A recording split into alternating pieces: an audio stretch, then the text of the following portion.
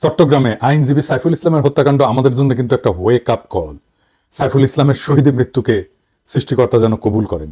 তিনিও অগাস্ট বিপ্লবের শহীদ। এইভাবেই দীর্ঘ হচ্ছে শহীদের তালিকা। ঢাকায় একটা সংবাদ সম্মেলন করছে বাংলাদেশ সম্মিলিত সনাতনী জাগরণ জোটের প্রতিনিধি অ্যাডভোকেট সুমন রায়। সে বলছে সাইফুল ইসলামকে দুষ্কৃতিকারীরা হিন্দু ভেবে হত্যা করছে।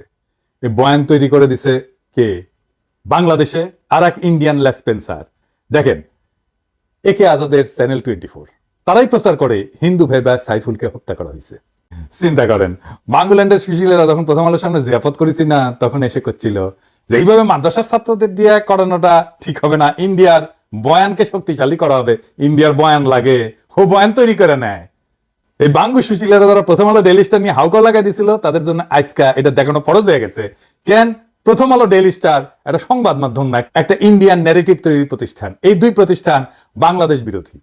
আসেন এইটা আমরা দেখি প্রথমে, কারণ প্রথমে তো দেখাইলাম চ্যানেল 24, তখন কইলাম প্রথম আলো, এখন কইবেন যে চ্যানেল 24 দেখায় প্রথম আলো গাইলেন কেন? আসেন দেখি কেন গেলাই।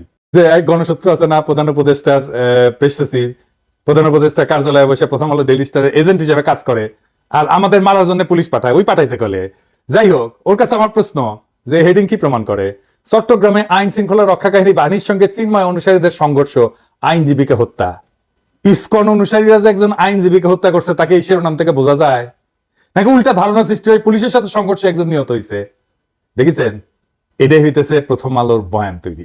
আজকের ঘটনা প্রথম আলোর বয়ান তৈরি, একদিনের ঘটনা দেখাই দিলাম, তাইলে বুঝছেন তো যে কি ঘটনা ঘটে আর কি নিউজ করে। এটা 5 বছর পরে যখন একজন দেখবে, সেই টাইটেল দেখে কি বুঝবে?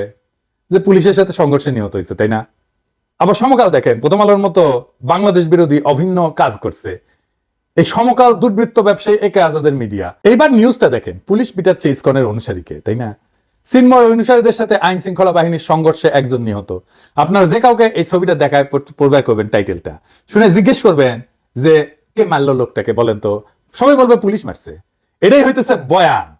যারা সংবাদ মাধ্যমের স্বাধীনতা স্বাধীনতা করে চিল্লাচ্ছে না, তাদেরকে এটা দেখাই দিবেন যে সংবাদ মাধ্যম কিভাবে বয়ান বা ন্যারেটিভ তৈরি করে একটা ঘটনার। একে আজাদের অফিসে বেশ কয়েকটা মিটিং হয়েছে, কে উপদেষ্টা হবে এটা নিয়ে 5ই আগস্টের পরে। এই হিসাবগুলো ধরাই দিব একে একে। আপনারা একটু খেয়াল রাখবেন বাঙ্গু সুশীলদের ক্ষমতার রসুনের কিভাবে এক জায়গায় মিলে। এই সমকালের সম্পাদক ছিল ফারুক ওয়াসিফ, সে এর আগে কাজ করতো প্রথম আলোতে, এখন সে প্রেস ইনস্টিটিউটের মহাপরিচালক বানিয়েছে প্রেসিডেন্সির সরকার। বুঝছেন তো? ওই এখন কি শিখাবে প্রেস ইনস্টিটিউট, এখন কি করবে? প্রথম আলোর অফিসের সামনে জিয়াফত করলে কেন বাঙ্গু সুশীলদের ক্ষমতার রসুনের পুন্দে আগুন ধইরা যায় যে গুলি ছুটতে হয়, গ্রেপ্তার করতে হয়? কেন একটা সুশীল বলে না প্রথম আলো অফিসে ধরে নিয়ে বেধড়ক পেটানো হয় আমাদের আন্দোলনের একজন কর্মীকে? এটা জানেন তো? এবার আসেন একটু চিন্ময় দাসের ঘটনাটা একটু দেখে আসি। আমরা আগে দেখলাম আসিফের একটা স্টেটমেন্ট, চিন্ময় দাস কারাগারে, রাষ্ট্রদ্রোহের ঘটনায় ছাড় দেওয়া হবে না। মানে আজকাল উপদেষ্টাদের ভাষা হয়ে গেছে হাসিনার মতো, ছাড় দেওয়া হবে না, সহ্য করা হবে না। প্রথম আলো সমাবেশের সামনে আমাদের পিটানো হইল, বাতিনি ভাই, আমাদের বললেই কালে সরে আসতাম, আমাকে বললেই সরে যেতে বলতাম, কোনো সমস্যা ছিল না। কিন্তু উপদেষ্টারা কইতেছে যে পত্রিকা অফিসে নাকি হামলা হয়েছে, তাই সহ্য করা হবে না। হ্যাঁ, মানে ও ভাবিছে কি যে এটা ইসলামী সমাবেশ, যেহেতু অনেকের দাড়ি টুপি আছে, এই হিসেবে যদি দেখানো যায় তাহলে ইন্ডিয়া খুশি হবে। হ্যাঁ, আশ্বস্ত করলো ইন্ডিয়া। এগুলা কয়া, এগুলা বুঝি আমরা। হ্যাঁ, এগুলা আমরা বুঝি। প্রথম আলো রয়ের টাকায় চলে। প্রথম আলোর সাথে ভারতীয় হাই কমিশনের প্রকাশ্য পার্টনারশিপ আছে। দেখেন, রয়ের টাকায় বাংলাদেশে পত্রিকা চালায়, এটা রাষ্ট্রবিরোধী কাজ। আর এই অভিযোগের প্রমাণ বা ফয়সালা করার দায়িত্ব সরকারের ছিল, সহজে করা যেত। এই দুই পত্রিকা আয় ব্যয় হিসাব দেখেন, খুবই কমন প্র্যাকটিস। দুদককে কন, এনবিআর কে কন, বাংলাদেশ ব্যাংকে গোয়েন্দা অনেকে এই কাজ করতে পারবে। হ্যাঁ, কিন্তু আপনারা তো শক্তের পক্ষে থাকবেন আর নরমের জম হবেন। হ্যাঁ, অসাম্প্রদায়িক বইলা যে হিন্দুত্ববাদের বয়ান আছে সেখানে আশ্রয় নেবেন, তাই আপনারা হুঙ্কার দিলেন দেইকা নেব, সহ্য করা হবে না। কিন্তু এখন ইসকনের বেলায় কি করবেন? হ্যাঁ, র সিনের নাই না, ইন্ডিয়া সিনের নাই। হ্যাঁ, নতুন আসিছেন তো এই মাঠে খেলবার, ইন্ডিয়া সিনের নাই। নতুন নতুন রয়ের সাথে প্রেম খাতির দেখায় চলা যায় না, ওটা আমি লিগি পারে। সব যুগে যারা চলতে গেছে তারা ধরা খেয়েছে, আগামীতে আরো ধরা খাবে।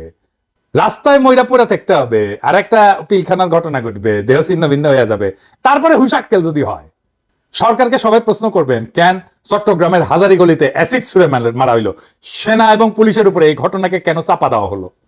কোন মামলা ছিল হইলে কই সে মামলা? না করলে দায়ীকে কেন সে চাপা দেওয়া হয়েছিল? আবার বিএনপির ভূমিকা দেখেন, ওই যে ছেলেটা পতাকা তুলিছিল না, পতাকা তোলার মামলা করেছিল না, ওরা দল থেকে বহিষ্কার করে দিছিল। আর এই সরকার চিন্ময়কে ধরলো কেউ পতাকা তোলার মামলাতে গ্রেপ্তার দেখাইছে। কি মজা দেখছেন? হ্যাঁ, বিএনপি তারে বহিষ্কার করলো, বিএনপির লোক, আর এই উপদেষ্টারা ওরে ধরলো। এতে বুঝে মিলানো যায় কেন ধরলো তাইলে? হ্যাঁ, ও বগুড়াতে কথা আছে, কার কে মারে ধুলায় অন্ধকার। তো বিএনপির যে নেতাকে বহিষ্কার করলো এই মামলার জন্য, সেই মামলা গ্রেপ্তার করাটা কি জরুরি হইলো কেন? সেটা আমরা দেখবো, পরে আলাপ করবো। আরেকটা জিনিস বুঝে নি, চিন্ময় নাকি ইসকনের না, ওক নাকি 4 মাস আগে ইসকন থেকে অব্যাহতি দিছে। আমার ডেইলি স্টার শিরোনাম করেছে, এক্স ইসকন লিডার অ্যারেস্টেড এট হযরত শাহজালাল ইন্টারন্যাশনাল এয়ারপোর্ট। মানে চিন্ময়ের সাথে ইসকনের সম্পর্ক নাই। তো ভারত থেকে কে কে বিবৃতি দেয়? সম্পর্কই যদি না থাকে তাইলে ইসকনকে কেন বিবৃতি দিতে হয়? এবার সে দেখি চিন্ময়কে কেন গ্রেপ্তার করা হইলো। এটা কইলে আপনারা এটাকে ষড়যন্ত্র তত্ত্ব বলতে পারেন, আমি এটা আপত্তি করব না, কারণ এটা তো আমার অনুমান। হ্যাঁ, কিন্তু দেখবেন আমি যেটা বলবো যে তত্ত্বের এটা মেরিট আছে, আমি মিলাই দেবো, আপনারাও দেখবেন মিলে যাবে আর কি। প্রথম আলো ডেইলি স্টারের সামনে আমাদের পিটায় ভাবিছিল যে আমাদের হটাই দিয়ে আমাদের সাইজ করে দিবে। দেখবেন যে কেউ যখন মাইর খায় তার পক্ষে যদি কেউ না দাঁড়ায়, এবং সাথে সাথে যদি ওই ভিকটিমকে দোষী সাব্যস্ত করা যায়, তাইলে ভিকটিম সবার সিম্প্যাথি পায় না।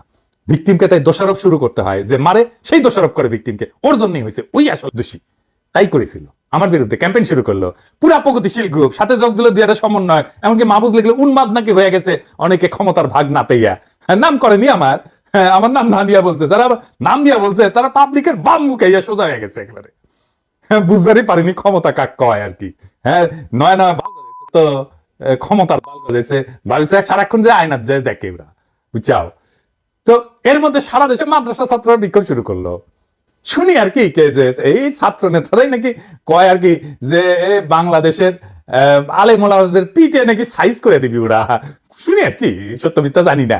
প্রথম আলোর অফিসে হইলো হামলা, আর হেফাজত বিবৃতি দিয়া শক্ত অবস্থান নিল। ভিডিও বাইরে হইলো প্রথম আলোর অফিসে ছাত্রদের নির্যাতন করা হয়েছে। ডেইলি স্টারের সাংবাদিক উল্লাস করলো আমাদের মাইট খাওয়ায়, সে বললো উপদেষ্টারা আমারা বানাই। প্রথম আলো ভিকটিম কার্ড খেলা বিপজ্জনক হয়ে গেল, পুরা গেম গেল প্রথম আলোর হাতের বাইরে। এখন তার একটা এসকেপ রুট লিখবিত, সেটা হইলে চিন্ময়কে গ্রেপ্তার করা। এই সময় গ্রেপ্তার করার কোন বাস্তবসম্মত কারণ ছিল না। তো সবাই কিন্তু জানে যে গ্রেপ্তার করলে কি হবে, সেটার মোকাবেলা করার কোনো প্রিপারেশন ছিল নাই, ইচ্ছা করে ছিল না। আমি শিওর খুনটা করেছে র। যাই হোক, প্রথম আলো ডেইলি স্টার বাইসে গেল এই যাত্রায়, কিন্তু প্রাণ গেল সাইফুলের। এই প্রথম আলো কেমন পাওয়ারফুল দেখেন, যারা যারা প্রথম আলোতে যাবে, ডেইলি স্টারে যাবে, ওইখানে লিখবে, ডিফেন্ড করবে প্রথম আলো ডেইলি স্টারকে, মনে রাখবে তার কোনো না কোনো ভারতীয় স্বার্থ আছে, কোনো না কোনো ভারতীয় স্বার্থ আছে, অবশ্যই থাকতেই হবে। অনেকে বলেন প্রথম আলোতে হাসিনাও দেখতে পারতো না, এটা কেন? তো এই আলাপটা করেছেন আমার এক প্রিয় লেখক ইমরুল হাসান। আপনার ওনার লেখা পড়বেন, খুব ভালো লেখেন কিন্তু উনি, আমি ওনার লেখা পড়ি। তো যাই হোক, ওনার ভাষা, ওনার লেখাটার থেকেই কইতেছি আমার ভাষায় আর কি। লোকজন কইতেছে যে নিউজ আউটলেট হিসেবে সময় TV, 71 TV, Bangla TV, BD নিউজের এগেইনস্টে কথা না বইলা প্রথম আলো ডেইলি স্টার নিয়ে কেন পাবলিক সেটে আমরা কেন কথা কই? কারণ এইটা না যে ওই 71 টিভি, সময় টিভি এগুলো খোলাখুলি ভাবে দালালি করে বইলা বলার কিছু নাই, তা কিন্তু না। বরং এইগুলা just news outlet, cultural establishment না। প্রথম আলো ডেইলি স্টার হইতেছে কালচারাল এস্টাবলিশমেন্ট। এটা বয়ান তৈরির প্রতিষ্ঠান, পলিটিক্যাল প্রতিষ্ঠান। এটা নিউজ আউটলেটে রিডিউস করে ফেললে আসল পিকচারটা মিস হয়ে যাবে। যেটা আসল, এটা হইতেছে সবচেয়ে ক্রুশিয়াল জায়গা, সেটা কালচারাল এস্টাবলিশমেন্ট। 2 নাম্বার কারণ হইতেছে যে আওয়ামী লীগ তো প্রথম আলো ডেইলি স্টারে দেখতে পারতো না কেন? এখানে একটা জিনিস এটা খেয়াল করে দেখেন, বিজেপি আর আরএসএস এর সম্পর্ক জানেন তো? আরএসএস থেকে সব নেতা আসে, বিজেপি হচ্ছে আরএসএস এর পলিটিক্যাল ফেস, মূল শক্তি হচ্ছে আরএসএস। আরএসএস বিজেপি কে বানাইছে। তো বিজেপি এই আরএসএস এর সম্পর্কটা আবার কেমন? এদের মধ্যে কিন্তু আবার প্যারাপেরি আছে, একজন একজনকে দেখতে পারে না। এদের মধ্যে কিন্তু আবার দ্বন্দ্ব আছে, একজনের সাথে আরেকজনের দ্বন্দ্ব আছে। বিজেপি আরএসএস এর মাতব্বরিতা পছন্দ করে না। আওয়ামী লীগ যদি বিজেপি হয় তাহলে প্রথম আলো হইতেছে আরএসএস। প্রথম আলো চায় আওয়ামী লীগকে চালাইতে চায়, ভালো বানাইতে চায়। এটা আওয়ামী লীগের পছন্দ হওয়ার কোনো কারণ নাই, কারণ প্রথম আলো কি চায়? প্রথম আলো কলকাতার সাথে মিলতে চায়, ভারতের সাথে মিলতে চায়, নেহরুর স্বপ্ন পূরণ করতে চায়, মহাভারতে যায় মিলতে চায়। আর আওয়ামী লীগ দিল্লির দালালির কাগজ নিয়ে ঘুরে, এর চেয়ে বেশি হ্যাডম দেখাবে না। এই দুইটা কনফ্লিক্টের কারণে প্রথম আলো আর হাসিনার সাথে লাগে। সিপিবির সাথে একই সমস্যা। সিপিবি আওয়ামী লীগকে ভালো করতে চায়, আর আওয়ামী লীগ বলে আমি দালালি করে চালাবো। সিপিবি সেই জন্য 72-এর সংবিধান, এইটা সেইটা, মুজিববাদ ইত্যাদি ইত্যাদি সবকিছু, মুজিবের সংবিধান, এই সমস্ত বইলে কান্নাকাটি করে। কেন? সে ভালো বানাইতে চায়, আওয়ামী লীগকে তার মতো করে চালাইতে চায়। ফারুকির ওই যে অটোবায়োগ্রাফি করেছে না, ওইটার আক্ষেপ হইতেছে পলিটিক্যাল পাওয়ার কেন কালচারাল পাওয়ারকে পাত্তা দেয় না। এবং প্রথম আলো সাথে যারা সম্পর্ক, এবং প্রথম আলোর এদের আওয়ামী লীগের বিরুদ্ধে ক্ষোভটা ওই জায়গায়। 3 নাম্বার হইতেছে যে পলিটিক্যাল পাওয়ার যতটা ভিজিবল হইতে হয়, কালচারাল পাওয়ার ততটা ভিজিবল হইতে হয় না। দুইটার মধ্যে টেনশন থাকে। এখন এই কালচারাল স্ট্যাবলিশমেন্টটা সিংহ বা লেজ হোক গরুর, শরীরটাই হইতেছে পাওয়ারের মূল পার্ট। এই মুশকিল হইতেছে যে বাংলাদেশের এই বাম বাকশালীদের কালচারাল স্ট্যাবলিশমেন্টের বাইরে অন্য কোনো স্ট্যাবলিশমেন্টই নাই।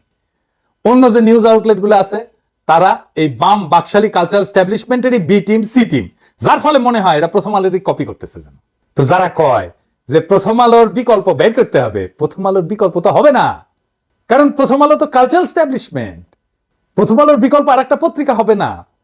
এই মির্জা ফখরুল ইসলাম এই কালচারাল স্ট্যাবলিশমেন্টেরই পার্ট। বিএনপি করে কিন্তু এই কালচারাল স্ট্যাবলিশমেন্টের পার্ট। প্রথম আলো, daily star, ISKCON, India, Awami League, Hasina, বাম কালচারাল স্ট্যাবলিশমেন্টের পারস্পরিক সম্পর্কটা বোঝা গেল ফারুকী কেন উপদেষ্টা হয়, আর কেনই বা প্রথম আলোকে প্রতিরোধ করা জরুরি। আর যারা প্রথম আলোর বিরুদ্ধে কিছু বললে সংবাদপত্রের স্বাধীনতার কথা বলে তারা কত বড় বেকুব আর শয়তান। আওয়ামী লীগ যদি মোদির বিজেপি হয় তাহলে প্রথম আলো, ডেইলি স্টার হইতেছে আরএসএস। সাইফুলের মৃত্যুতে মোদির আলো আর দিল্লি স্টারের দায় আছে। আমরা এই প্রশ্নের উত্তর হয়তো আজকে পাবো না, কিন্তু একদিন না একদিন এর উত্তর পাওয়া যাবে। প্রশ্নটা তাই রেখে গেলাম, আমাদের লড়াই চলমান থাকবে। প্রথম আলো, ডেইলি স্টারের কালচারাল হেজিমনিকে আমরা ফাইট করে যাব যতদিন আমরা জিন্দা আছি।